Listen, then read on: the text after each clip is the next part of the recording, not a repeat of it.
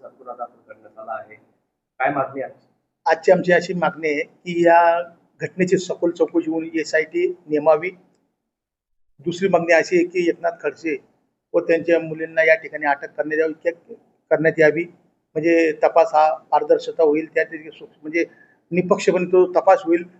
आणि तिसरी मागणी आमची अशी आहे की त्यांनी काल संघटनांचे नावं घेतलेली आहेत की मला बरेच संघटनाचे लोक ब्लॅकमेलिंग करत आहेत, ब्लॅकमेल केलेले आहे, त्या संघटनेचे नावं त्यांनी जाहीर करावे अशी आमची आजची ही मागणी आहे. आणि त्यांनी ती जमीन वापिस या लोकांना करावी. त्यांनी ते दिशाभूल करून खोटे दस्तावेज तयार करून जे जमीन खरेदी केलेली आहे मुलीच्या नावावर शुगर कारखान्याच्या नावाच्या अंतर्गत त्यांनी ती जमीन वापस करावी अशी आमची ही मागणी आहे. आणि यासाठी आमची आधी पत्रकार परिषद होती. आणि त्यांनी या गोष्टीचं म्हणजे न केल्यास Republican party of India Athawale पक्ष रस्त्यावर उतरून त्या ठिकाणी मोठे आंदोलन करेल. मात्र त्यांनी सर्व आरोप फेटाळले आहे. ही जमीन महारवतनाची नसून वर्ग 1 ची जमीन मी या ठिकाणी खरेदी केली असल्याचं त्यांनी म्हटलेलं आहे. काय बघा 96-97 उल्लेख करताय की मी हे एक नंबर वर्ग 1 मध्ये केलेली आहे.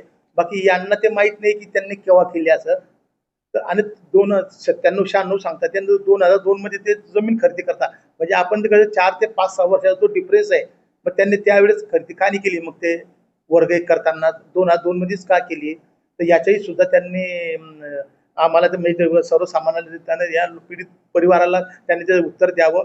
आणि त्यांनी ते खरेदी खत याच्यावर म्हणजे खोटं आम्हीच दाखवून ते केलेलं आहे हे आम्ही सिद्ध केलेलं, म्हणजे सिद्ध करण्यापेक्षा आम्ही कलेक्टर साहेबांना ते प्रूव्ह करून दाखवलं सुद्धा आहे. आणि त्या ठिकाणी सर्व खाडाखोड आहे. आणि खरेदी खतावर सुद्धा खाडाखोड आहे. आणि त्यांच्या मुलीचं नाव त्यांनी हाताने नंतर ते 9व्या नंबरवर टाकलेलं आहे. हा. आणि 8 लोकांची खरेदी करत असताना 7च लोकांचा उल्लेख त्या ठिकाणी आहे खरेदी खतामध्ये. याची सुद्धा SIT चौकशी करण्यात यावी अशी आम्ही मागणी करत आहोत. जमेलीबाई तायडे यांना पाठीशी घेऊन एक प्रकारे राजकीय षडयंत्र असल्याचं त्यांनी आरोप अजून केलेला आहे. त्यामध्ये त्यांनी असं म्हटलेलं आहे की एकच हे शेतकरी आहे का, इतर शेतकरी कुठे गेले, एकच हे आरोप करतायत, यांना पाठीशी घालून कंटाचा माझा राजकीय करिअर हे करण्याचा प्रयत्न करतात.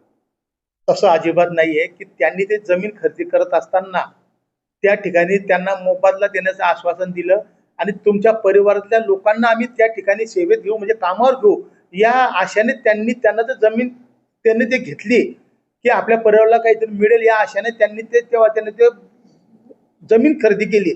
हा त्यातला भाग आहे. आणि त्याच एकटा काय तर म्हणजे त्या गरीब आहे ना, गरीब असल्यामुळे ते रस्त्यावर येत आहेत. ते काही पैसे धनाटे आहे का? आमचा समाज हा तळागाळातला समाज आहे. बहुजन समाज, मागासवर्गीय समाज आमचा रस्त्यावर येणारा समाज आहे. त्यांचं उदरनिर्वाह साधन तेच शेती आहे. आणि त्या शेतीत त्यांना समजलं की ते शेतीवर कारखाना होत नाहीये, आपल्या मुलीच्या नावावर त्यांनी परस्पर करून घेतलेलं आहे. त्यामुळे त्यांना जेव्हा समजलं त्यावेळेस ते रस्त्यावर उतरलेले आहेत. आणि 2001 पासून ते असा पाठपुरावा सतत करतायत. आणि यामध्ये राजकीय षडयंत्राचा विषय येतो कुठे खडसे साहेब? उलट माझी तुम्हाला मीडियाच्या माध्यमातून मागणी आहे आणि एक अशी विनंती करतो परत आपल्या मीडियाच्या माध्यमातून की ज्या धर्तीवर गिरीशभाऊ महाजन यांनी ती जमीन वापिस केली त्या धर्तीवर आपण मनाचा मोठापणा दाखवून त्या गरिबांची जमीन वापिस करावी की तुम्हाला पुढचं आयुष्य चांगलं तरी लागेल, की चांगलं एक शेवटी जीवनामध्ये पैसा सर्व काही नाहीये. आपलं नाव गाव शहरात आपली इज्जत चांगली राहिली पाहिजे असं मी मीडियाच्या माध्यमातून आव्हान करतो. आणि ते गरीब लोकांची जमीन 5-6 एकर काही मोठी गोष्ट नाही खडसे साहेबांकडे, खूप आम्हाला जमीन आहे, सर्व गोष्टी चांगल्या आहे खडसे साहेबांकडे. तर माझी आपल्या माध्यमात विनंती आहे खडसे साहेबांना की आपण त्यांची जमीन वापस देऊन एक चांगला पायंडा या शाहू फुले आंबेडकर छत्रपतीच्या महाराष्ट्रामध्ये घालून द्यावा. की ठीक आहे मी जमीन घेतली होती, बाकी त्या ठिकाणी कारखाना झाला नाही, तर मी न पैसे घेता त्याच्यावर मी मनाचा मोठापणा दाखवून जमीन वापस करत तर दलित समाज निश्चितच त्यांचं स्वागत करेल. ब्लॅकमेलिंगच्या भीतीने गिरीश महाजनांनी ही जमीन परत करून दिली. आज मात्र मी लढा देतोय या संदर्भात आगामी काळात मी हायकोर्टामध्ये दाद मागणार असल्याचंही त्यांनी म्हटलंय. ठीक आहे ना, बघा लोकशाही मार्ग आहे, प्रत्येकाला अधिकार आहे. ते हायकोर्टामध्ये मान्य हायकोर्टात जाव का मान्य सुप्रीम कोर्टामध्ये जाव, त्यांनी ते कागद शिवाय कोणते कोर्ट ते मंजूर करत नाही हे तुम्हाला माहिती, मलाही माहिती, कुठे पण जाऊ दे. बाकी हे सत्यता लपणार थोडी आहे. त्यांनी कुठे जावं आम्हाला त्याचं काही नाही. ब्लॅकमेलचा या ठिकाणी कोणताही विषय येत नाही.